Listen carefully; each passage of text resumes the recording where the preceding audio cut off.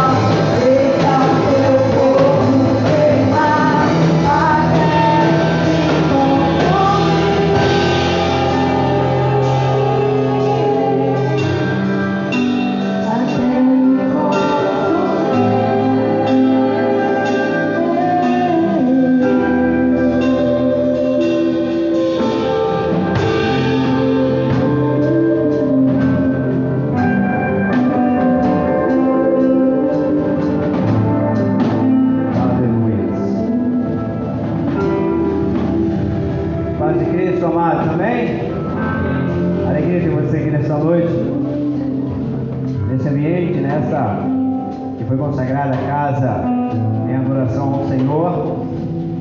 Por isso é muito bom ter você aqui. Temos visitantes pela primeira vez, isso muito nos alegra, amém?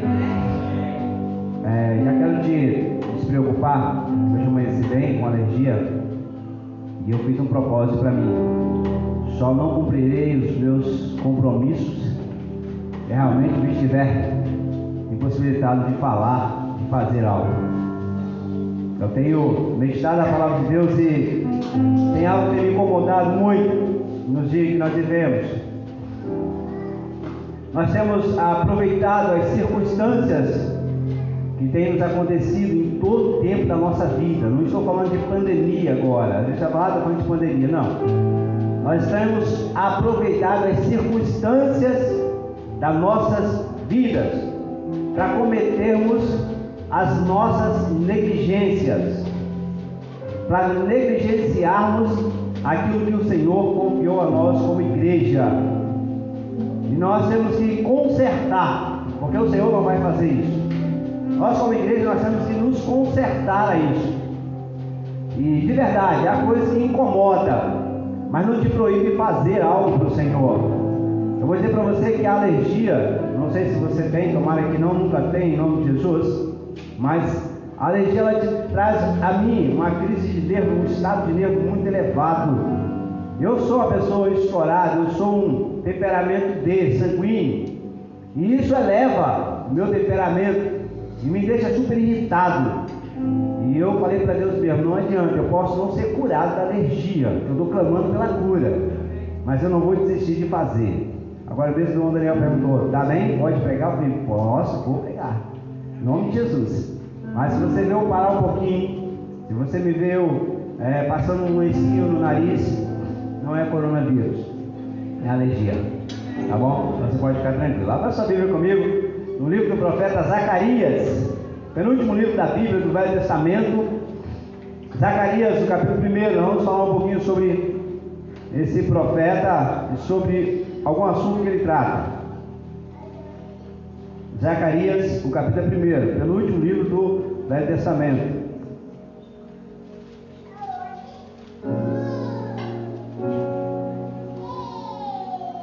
Amém? A tradução que eu vou ler diz assim: em novembro do segundo ano do rei Dario, o Senhor deu essa mensagem ao profeta Zacarias, filho de Berequias, neto de Ido: eu, o Senhor, fiquei extremamente irado com os seus antepassados. Portanto, diga ao povo: assim diz o Senhor dos Exércitos: voltem-se para mim e eu me voltarei para vocês, diz o Senhor dos Exércitos.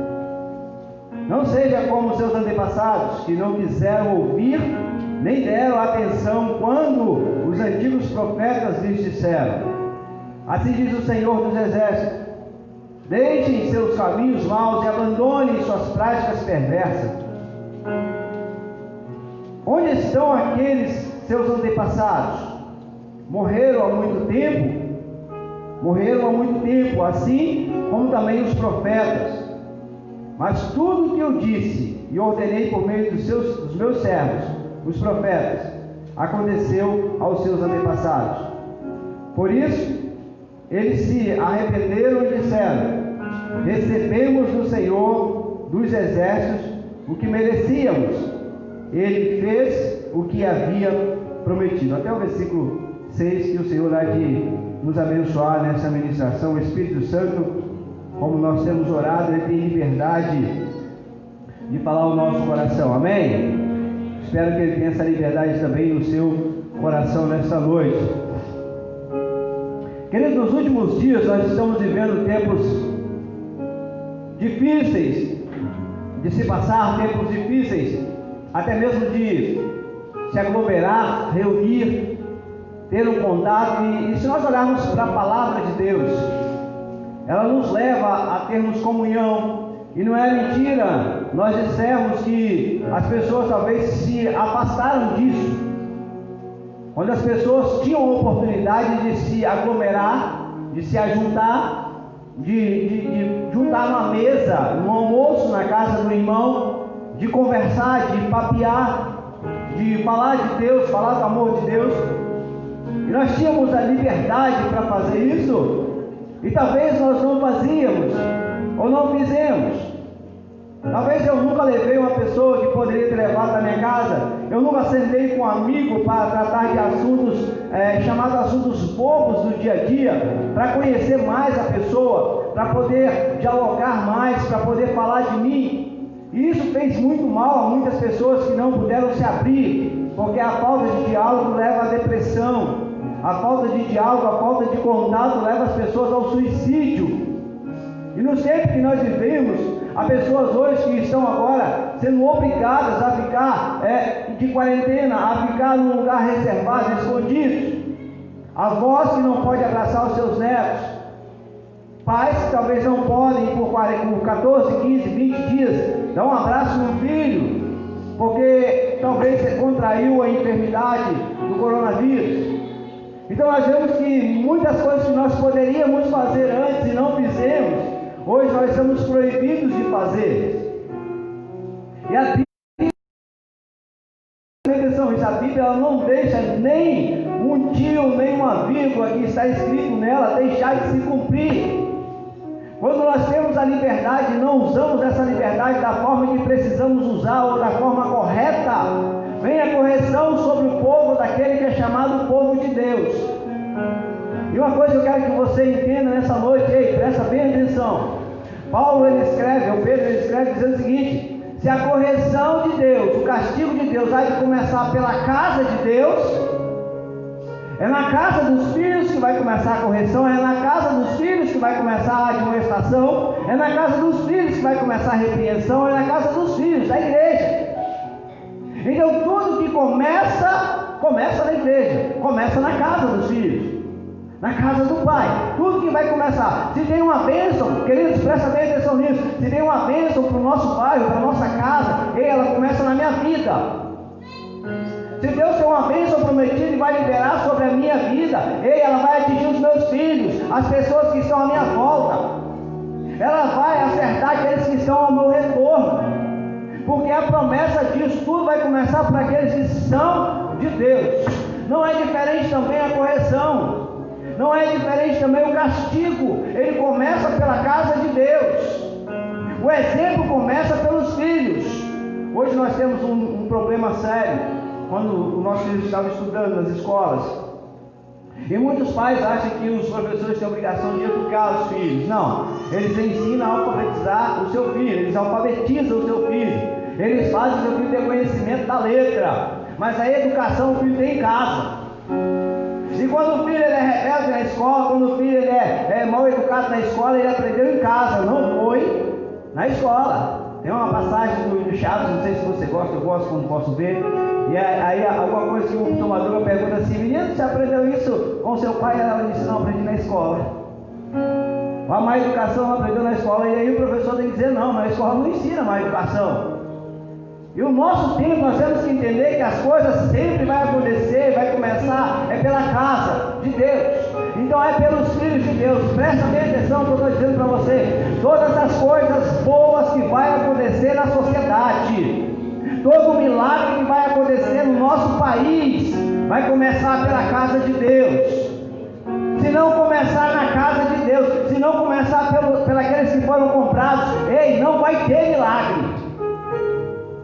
Toda manifestação de Deus, toda a glória de Deus que será manifestada, ela só vai começar na casa de Deus. Se não começar na casa de Deus, não será manifestado nada.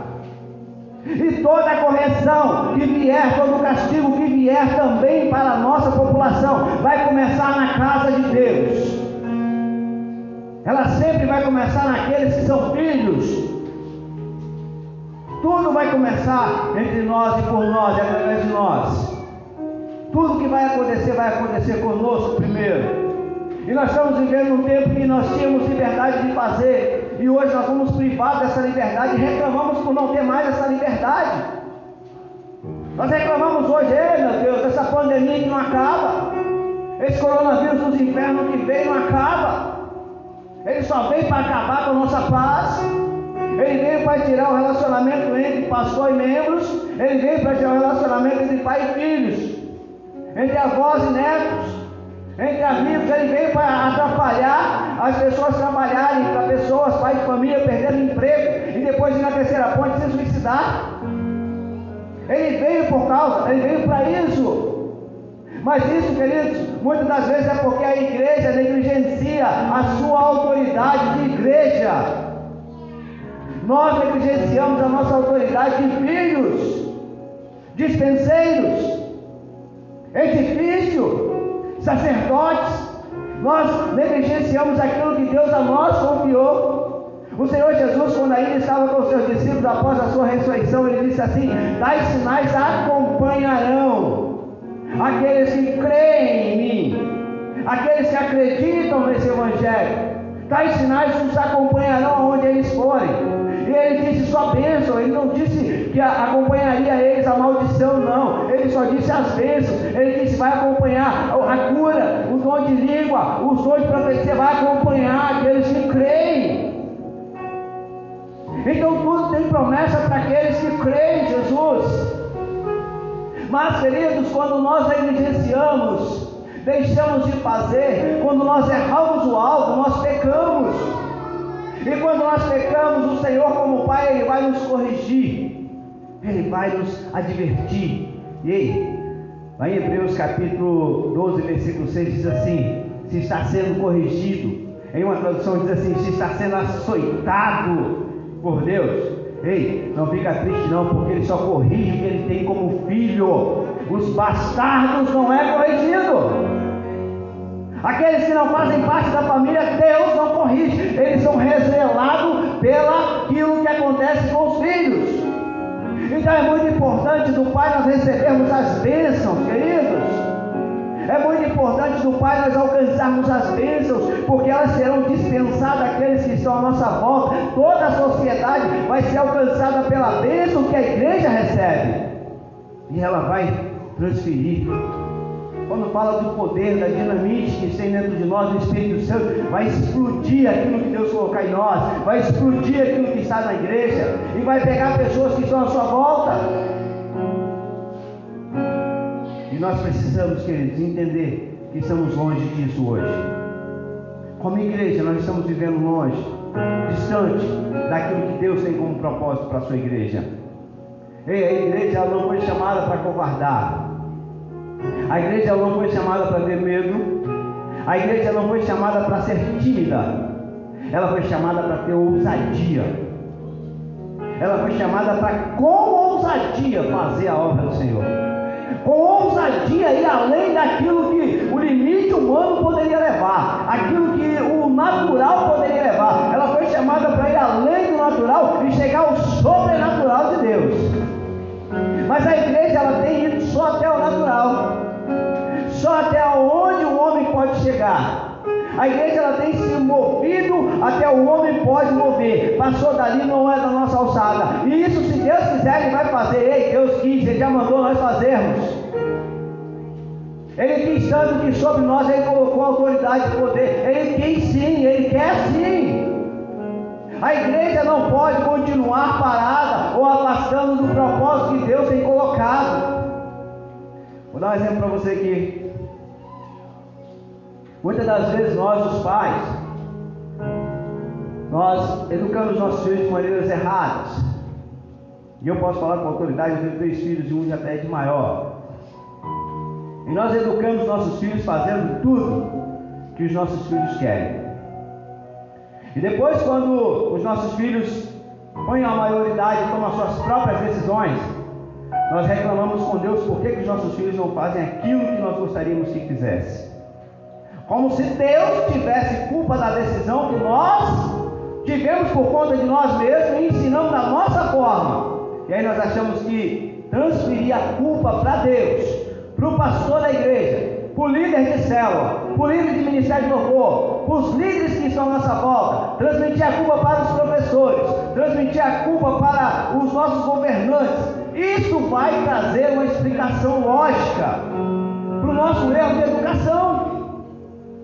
Mas o erro foi dentro de casa, o erro foi na criação do filho.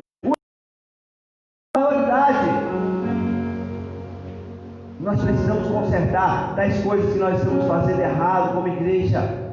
Nós precisamos trazer um acerto. E o nome desse acerto é arrepender daquilo que nós estamos fazendo de errado. Para acertar o que está errado, nós precisamos arrepender, reconhecer que nós estamos errados. O problema está difícil, porque reconhecer dói, reconhecer traz a culpa para nós mesmos. Ninguém quer levar a culpa, ninguém. Duvido, se não fosse errado, eu faria contigo uma aposta. Duvido, quem gostaria de assumir a culpa? Podemos até fazer, em algumas vezes, mas sem ter vontade de fazer. Nós criamos justificativas, nós criamos argumentos para transferir a culpa para alguém ou para alguma coisa. E eu digo para você com muita tristeza: enquanto eu vou fazendo esse tipo de coisa, não acontece o arrependimento, não acontece a mudança de posição que eu estou. Eu quero continuar com você, mas antes eu preciso, e ansei muito fazer isso, preparei para isso. Aqui nesse livro do profeta Zacarias, nessa história que nós acabamos de ler. E depois nós vamos então entrar definitivamente como finalização no tempo da igreja. Queridos profetas, os profetas menores, são livros que poucos são lidos. Eu não sei se você já percebeu isso. São livros que poucos são lidos, são profecias que poucos são citadas. E livros pequenos que têm muito conteúdo para que nós pudéssemos mudar a direção da nossa vida. Nós às vezes pegamos o Isaías, onde ele fala que ele veio como renovo, que ele não tinha formosura, e nós o reputávamos por aflito de Deus, ferido de Deus.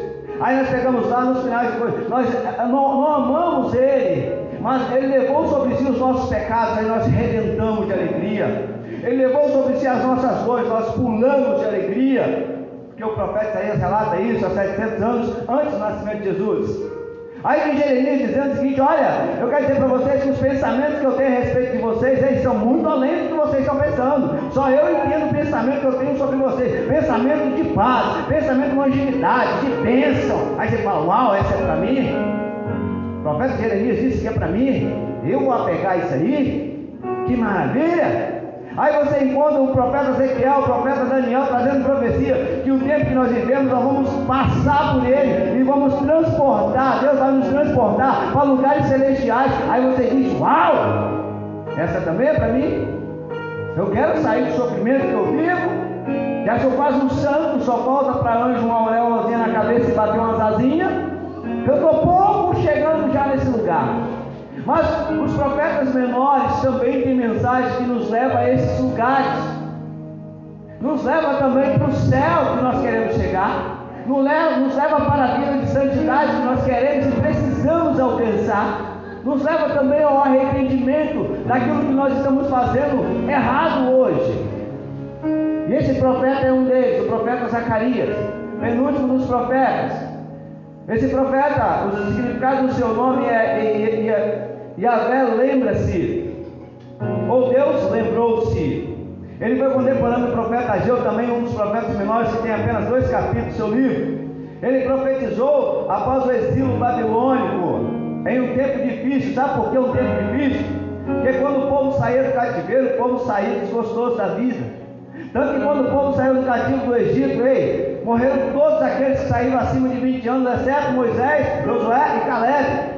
Os demais, até mesmo Moisés, morreu no deserto e não entrou na terra de Canaã. Sabe por quê? Porque murmuravam contra o Senhor no deserto. Eles sair do cativeiro não faria eles com muita alegria voltar à terra prometida, não. Mas aqueles que saíram ficaram no deserto. Então sair do cativeiro era realmente um momento difícil, porque eles voltavam para um lugar de ruína, um lugar onde tinham que conquistar tudo novamente. Você para pensar numa coisa, eu quero que você entenda isso aqui. Vamos levar a gente para dentro desse texto.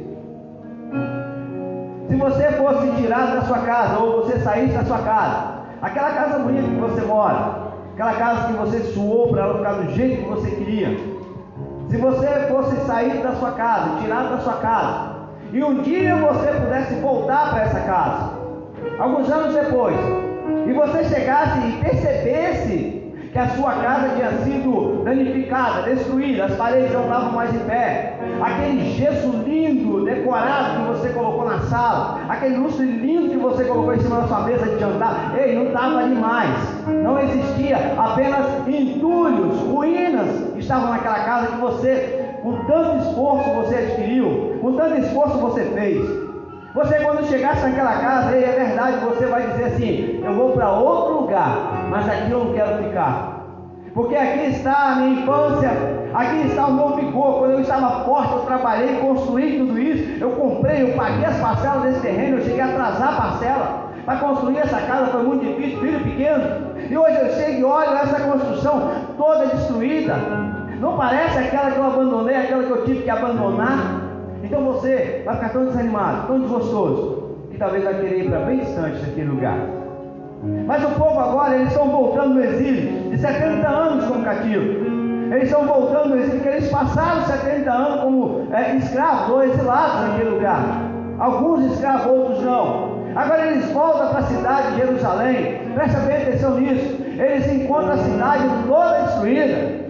Nabucodonosor, quando levou eles, queridos, presta bem atenção, 2 Crônicas, no último capítulo você vai ler isso, quando no finalzinho eles vão para lá, os últimos que vão, é levado também os utensílios da casa do Senhor, o templo do Senhor é destruído, agora só fica as ruínas. 70 anos se passaram, muitas pessoas que saíram com eles de Jerusalém, não voltaram depois de 70 anos, morreram lá na Babilônia, e agora eles chegam naquele lugar todo destruído, não tinha tempo para adoração. Eles chegam ali, um lugar não era mais a forma que eles tinham deixado. Eles tentavam lembrar das imagens que eles tinham de quando eram ainda pequenos com seus pais naquelas ruas de Jerusalém.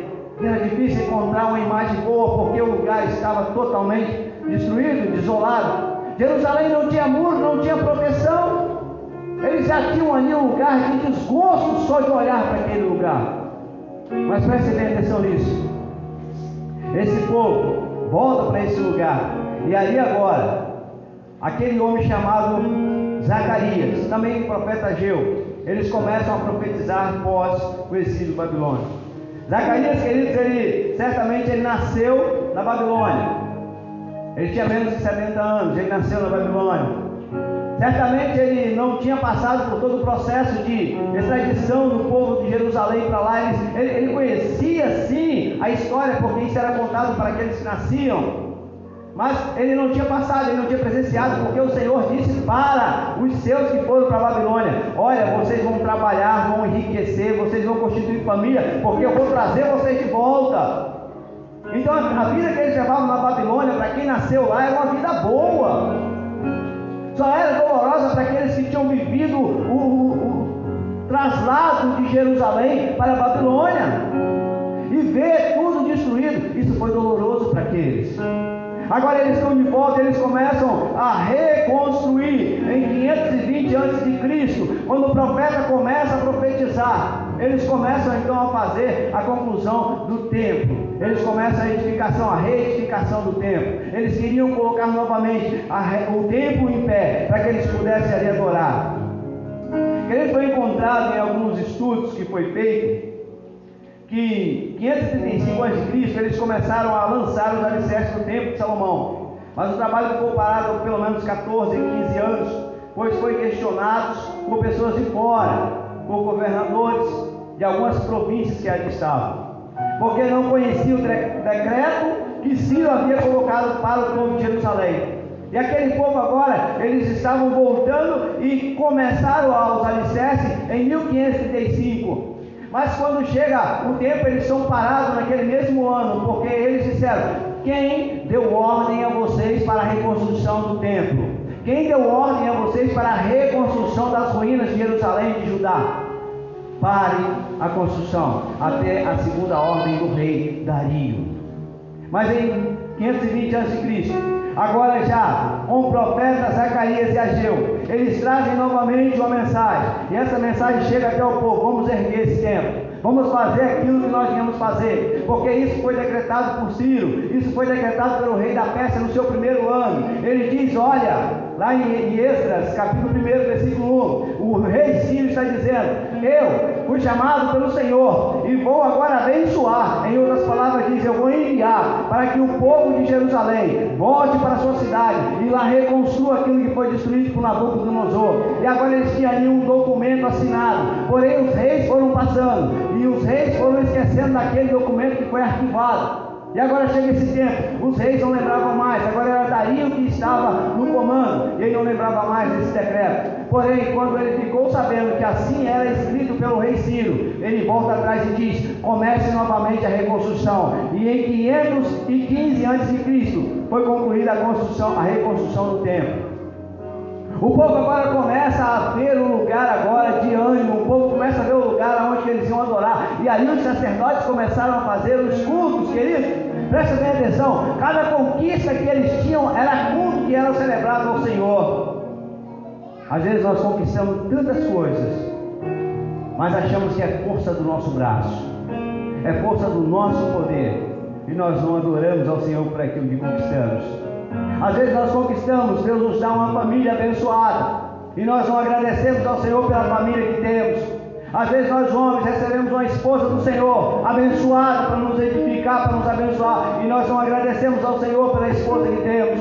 Às vezes as esposas recebem um marido abençoado, que abençoa a vida dela, zela dela, dá a vida por ela, e ela não consegue agradecer a Deus pelo marido que ela tem. Às vezes nós pais temos os filhos de bênção dentro da nossa casa, e nós não reconhecemos a bênção de Deus ali dentro da nossa casa. Às vezes nós filhos não reconhecemos a bênção de ter um pai e uma mãe do nosso lado, cuidando de nós. Nós estamos conquistando as coisas que Deus tem abrido as portas, e nós não sabemos cultuar o Senhor por aquilo que nós adquirimos, ou por aquilo que Ele tem nos dado. Esse povo agora que passou o tempo na Babilônia, eles sabiam dar valor àquilo que conseguiam ser edificados, aquilo que eles adquiriram, e eles construíram, reconstruíram o templo, e agora eles começaram ali a cultuar. Nós entendemos, queridos, que há tempos tão difíceis que nós entramos num total desânimo. Há tempos tão difíceis que nós, os seres humanos, começamos a desanimar daquilo que o Senhor confiou a nós.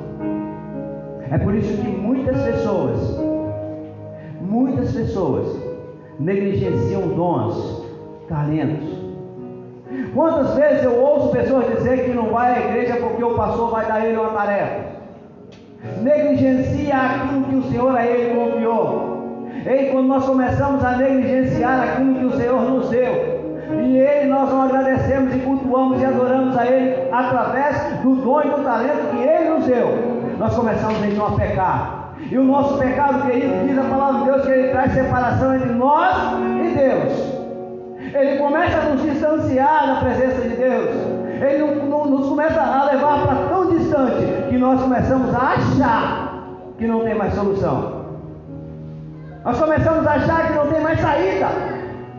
Nós começamos a pensar que não há mais retorno, que o Pai já não vai mais me aceitar, o pastor não vai me aceitar na igreja de novo. Às vezes nós saímos de uma igreja e vamos para outra, e lá nós pensamos assim, vai resolver, mas não resolve. Nós pensamos, eu não vou voltar, o dia está lá, eu não vou voltar não, porque o pastor não vai me receber, o líder não vai me receber. E nós começamos a negligenciar aquilo que Deus colocou em nós, aquilo que Deus presenteou a nós. Paulo escreve sobre os dons, queridos. Ele diz assim: o mesmo Espírito, falando do Espírito Santo, ele tem dado um para uma função e o outro para outra, para que juntando essas funções, o corpo seja edificado. Ei, se você tem um talento, se você tem um dom que Deus te deu, e ele não é exercido dentro do corpo, ei, o corpo pode estar danificado, o corpo pode estar faltando membro, e isso pode atrasar a conclusão da obra. Nós começamos a criar desânimo por causa dessas coisas. Aqui os líderes da reconstrução começaram a desanimar, porque o povo começou a falar, as pessoas começaram a perguntar: ei, quem mandou vocês fazerem isso? E o que vocês estão fazendo? Presta bem atenção, isso aqui tem abalado muitas pessoas. Presta bem atenção. Lá em Êxodo, capítulo 1 até o capítulo 6, você vai encontrar sobre essa história, com um requinte de detalhe. A pessoa dizia o seguinte: olha, o templo que vocês estão reconstruindo não tem nada a ver com o primeiro templo que estava nesse lugar.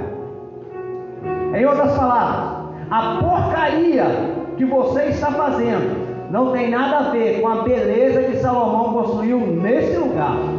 Se fosse vocês paravam, se fosse você tinha vergonha de continuar fazendo. Pensa um líder receber essa notícia. Você pensa, os sacerdotes ali estavam, receberam essa notícia: olha, se fosse vocês parava, porque isso que vocês estão fazendo não chega aos pés da construção que tinha nesse lugar. Deus de vocês não vai nem olhar para vocês quando vocês estiverem nesse lugar, porque esse lugar não tem beleza. Esse lugar não foi feito com as coisas mais caras.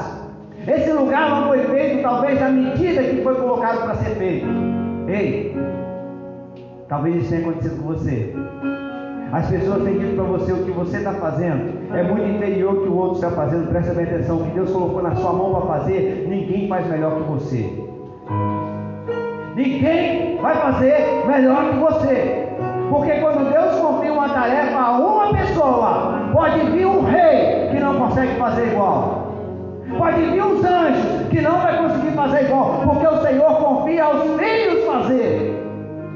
O Senhor confiou a nós, a igreja, fazer. E quando Pedro escreve que aos anjos desejou estar no nosso lugar, não é dessa forma que expressa o versículo, mas diz que tem coisas que nós fazemos, que os anjos pensaram, que os anjos desejaram, que os anjos maquinaram em fazer. A tarefa que você, igreja, faz, tem gente querendo fazer, mas não vai conseguir, porque a você o Senhor confiou essa tarefa. Eu poderia dizer um amém, porque você já parou para pensar? O Senhor pegar pessoas iguais a nós, pecadores, pessoas impuras, e justificar elas para fazer tamanha obra, para levar tamanha responsabilidade, tamanho nome. Ei, eu não sei se você já foi chamado assim. Talvez você está assim porque você não foi chamado. Mas quando você for chamado, ali está um filho de Deus. Isso vai tocar forte no teu coração. Quando alguém fala assim: ali vai uma filha de Deus, isso vai arder no seu coração. Precisa arder no seu coração. Precisa arder. O povo estava reconstruindo o templo, havia pessoas que diziam que não estava bom o que eles estavam fazendo, eles deveriam parar, e eles pararam.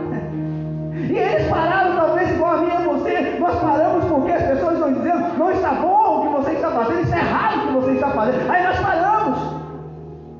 Ei, mas Deus está dizendo o seguinte: ei, eu estou com os meus olhos no lugar que vocês estão edificando. Eu estou com os meus olhos fitos naquilo que vocês estão fazendo. Eu quero a perfeição que vocês vão conseguir fazer, porque é essa que eu estou procurando. E se não há perfeição no que você está fazendo, porque os outros estão falando, que vá eles para o inferno, mas continue fazendo. Continue fazendo a tarefa que o Senhor confiou nas suas mãos.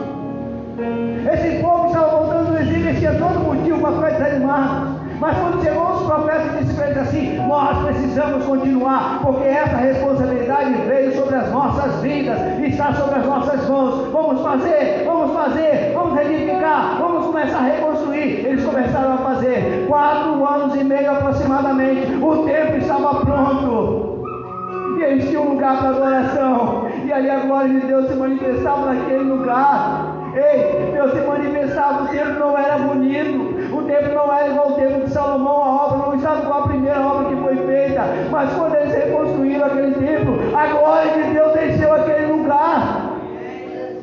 Talvez o que você está fazendo não tenha ninguém elogiando o que você está fazendo, pelo contrário, tem pessoas desanimando você. Ei, que você não fazia, para, porque não está bom, digo para você, continua, Deus está te olhando, Ele vai ser glorificado na obra que você está realizando. É Ele que precisa ser glorificado na obra que você está realizando. Aquele povo, eles tinham sim motivos de sobra, mas aquele povo agora começa a fazer. Eles começam, eles não param. Eu quero ler uma frase do reverendo Hernandes Dias. Ele diz assim: mas o fracasso não está fora, no exterior, mas o fracasso sim, ele está dentro de cada um, no interior de cada um de nós. E é isso que tem nos levado para distante. É isso que tem nos afastado do propósito de Deus, da casa de Deus, dos caminhos que Ele preparou para que nós andássemos, das bênçãos que Ele preparou para que nós vivêssemos nela. Ei, eu fico pensando, queridos, quando Jesus conversava com os seus discípulos, eles disseram assim para Jesus: Jesus, as pessoas disseram que o seu argumento é muito forte, não dá para te seguir. E ele diz assim, Jesus diz: nós largamos tudo, nós deixamos tudo para trás e começamos a te seguir. Ele diz assim: eu quero dizer para vocês, que aquele que deixa tudo, deixa pai, deixa mãe, casa, fazenda, dinheiro, deixa tudo, aquele que desprende tudo que tem nessa terra, ele vai ganhar 100 vezes mais nessa terra e ainda de cruz a vida eterna. A sensação que dá que Jesus, ele simplifica a salvação. Ele diz: aquele que larga tudo nessa terra por mim e vive por mim, aquele que acredita nas minhas promessas nessa terra, ele vai adquirir 100 vezes mais. A vida dele vai ser vida de bênção. É por isso, queridos, que nós temos que nos arrepender, ter uma metanoia e voltar 180 graus a Jesus. Porque nós estamos andando em direção contrária, porque a nossa vida não está da forma que Jesus falou que está. As bênçãos não estão chegando da forma que Jesus falou que ia chegar. As coisas não estão funcionando da forma que Jesus falou que ia funcionar. Os dons não estão funcionando da forma que Jesus falou que ia funcionar quando tivesse com o Espírito Santo. Tem alguma coisa errada, e não está errado naquilo que está ligado no céu, está errado naquilo que está ligado na terra. O problema está em nós. Nós estamos andando talvez de lado contrário a Jesus. Nós estamos caminhando de lado oposto ao que Jesus quer que nós andamos. A voz de Jesus está desse lado e nós estamos andando para o lado de lá. E é isso que nos faz desanimar, porque nós conseguimos enxergar o que as pessoas enxergam de nós. O que as pessoas veem que nós estamos fazendo, elas conseguem enxergar e começam a dizer que nós não somos capazes. E aí nós começamos a parar de fazer aquilo que estamos fazendo. Se eu pudesse nessa noite, e se fosse importante, muito importante para mim, eu diria que o tema dessa mensagem seria: voltando de onde não deveria ter saído. Voltando do lugar que eu não deveria ter saído. Porque quando dentro de mim eu começo a entender que algo está errado, quando o problema eu começo a entender que ele está dentro de mim, as coisas à minha roda, à minha volta vai começar a funcionar, porque começa a fluir de dentro de mim.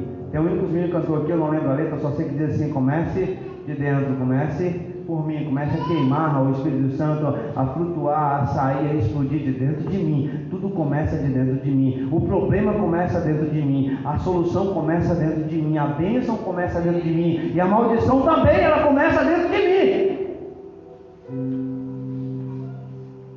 Tudo começa dentro de mim.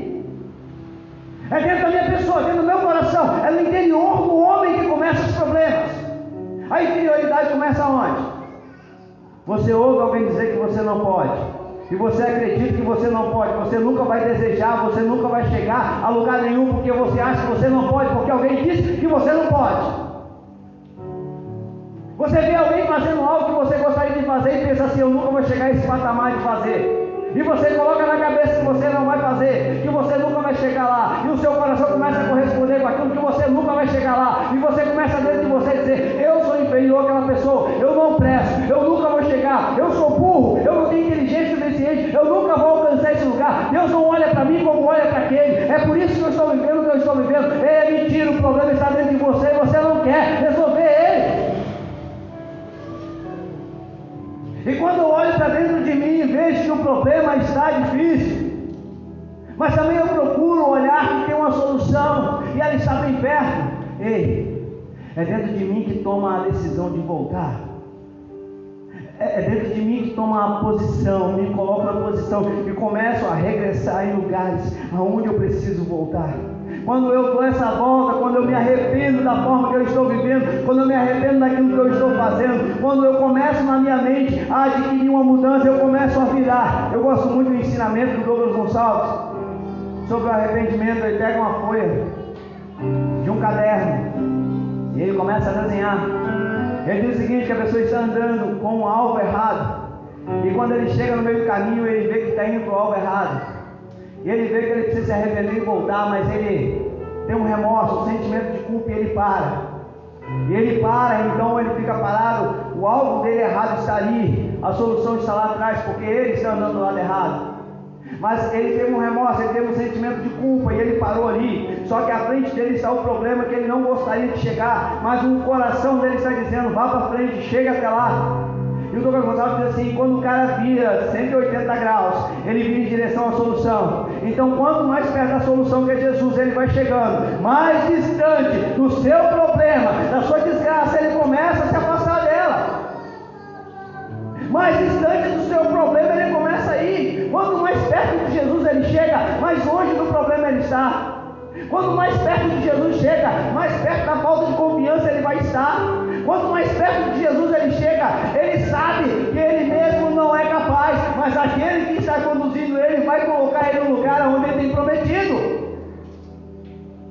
E as pessoas precisam entender, nós, a igreja de Cristo, nós precisamos entender: ei, eu sou crente, eu sei que você não duvido disso, parabéns, Deus te abençoa. Mas talvez a direção que nós estamos andando é contrária àquela que Deus gostaria. Você sabe por quê? Porque muitas das vezes passar pelo caminho que Deus traça para nós passarmos, ele é duro, ele é difícil. Ele diz: o caminho é estreito e a porta também é estreita, e poucos entrarão por ele. Mas aquela porta larga, aquele caminho largo, as pessoas gostam de andar por ele. Aquele caminho que não tem nada a ver, aquele caminho que posso fazer do jeito que eu estou fazendo, aquele caminho que diz que você vem e fica do jeito que você veio. Esse caminho é muito largo e as pessoas gostam de entrar por ele. Essa porta é boa para eles, mas o Senhor te chama para coisas mais difíceis, mais abençoadoras. Mas você só vai alcançar se a direção que você está seguindo você virar. A decisão está dentro de você. Eu preciso voltar ao lugar que eu não deveria ter saído. Eu preciso voltar a regressar ao lugar que eu não deveria ter saído. Eu quero lembrar com você aqui de dois exemplos lindos sobre isso. O primeiro deles eu quero lembrar do filho pródigo de Lucas. Quando aquele rapaz chega para o pai dele tinha 2 filhos. A história conta assim no capítulo 15, versículo 11. O homem tinha 2 filhos, um deles pega tudo e sai daquela terra e vai para distante. Ele começa a gastar. O caminho que ele estava traçando, o caminho que ele estava passando era o caminho contrário à casa do pai. O caminho que ele estava seguindo era o caminho contrário à bênção. O caminho que ele estava seguindo era o caminho contrário a ter conforto. O caminho que ele estava traçando é o caminho contrário à segurança. Honra estava atrás dele. Mas aquele jovem sai da presença do pai, da casa do pai, e vai para um lugar distante. E diz a palavra de Deus que ele aproveitou tudo que ele tinha para poder aproveitar naquele tempo. Mas chega um momento, e é esse o momento mais lindo da história. Esse é o momento mais chique da história. Esse é o momento onde os céus dão glória a Deus e a igreja diz amém. É quando ele tratava dos corpos. Levanta, ele não ficou caído. Ele levantou e disse: eu vou voltar para a casa do pai. E vou dizer para ele: pai, foi eu que peguei. O Senhor não tem culpa de nada. O Senhor me educou, o Senhor me amou, o Senhor cuidou de mim sem meu falho. Eu era preguiçoso, não ia para a roça trabalhar, mas o Senhor me amava. O Senhor nunca me negou nada. O Senhor nunca deixou me tratar como um filho. É eu que pequei contra o Senhor. Ele disse: eu vou tomar essa decisão. Eu vou mudar a direção da minha vida. E aquele jovem se arrependeu do que havia feito. Aquele jovem se arrependeu da decisão errada que tinha tomado. Aquele jovem se arrependeu da burrice que tinha feito. Aquele jovem levanta e vai de encontro com o pai. O pai, presta bem atenção, o pai em nenhum momento dessa história sai da casa. Mas em todo o tempo ele ficou esperando, porque disse que de longe ele viu o teu filho, e quando o teu filho chegou, lançou-lhe ao pescoço e o beijou. Aquele menino sujo, fedorento, sem honra, sem nada. Mas aquele pai não via sujeira, aquele pai não viu pecado, aquele pai via o filho que saiu e estava de volta. Aquele jovem, ele se arrependeu do que havia escolhido. Aquele jovem, ele se arrependeu da decisão que tinha tomado. E ao voltar, ele foi surpreendido pelo Pai. Quer ser surpreendido por Deus nessa noite? Quer ser surpreendido pelo Pai nessa noite? Ele quer te surpreender nessa noite. Ele vai te surpreender nessa noite. Talvez você é filho, eu creio nisso, eu espero em nome de Jesus que seja. Mas talvez você está andando em direção contrária à casa do Pai. Essa é a noite de você parar e de um arrependimento tocar no teu coração e você fazer uma volta de 180 graus. Não faça de 360, que você volta na mesma direção que estava. 180 graus você voltando, você volta para a casa do Pai e vai ser surpreendido por Ele, porque Ele vai te abraçar, Ele vai te beijar e Ele vai dizer assim: você não é empregado, você é filho, e filho é honrado nessa casa, filho é honrado aqui na minha casa. Eu sou o Pai que amo, o filho é honrado, e traga a roupa real para ele, traga um anel real para o dedo dele e uma sandália para os pés. Ele não é empregado, ele continua sendo filho. Deus, Ele me surpreende com essas coisas.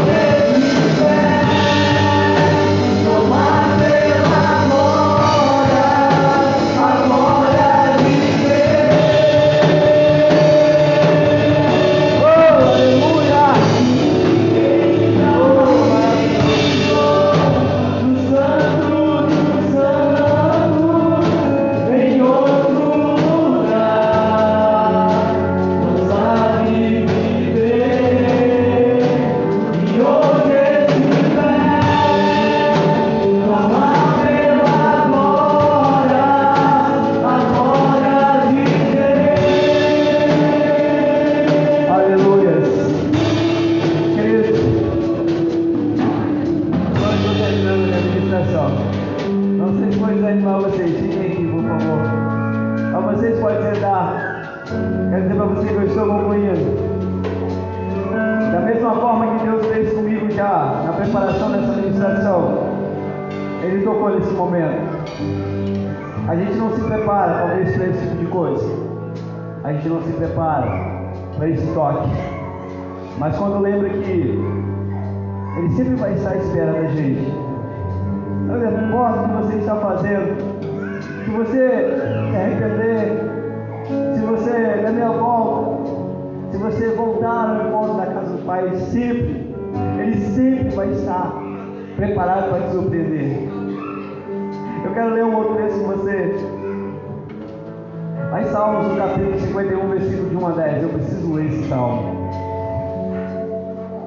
Esse salmo ele fala do Davi. E o Davi ele foi surpreendido pelo profeta. O profeta havia chamado a sua atenção pelo pecado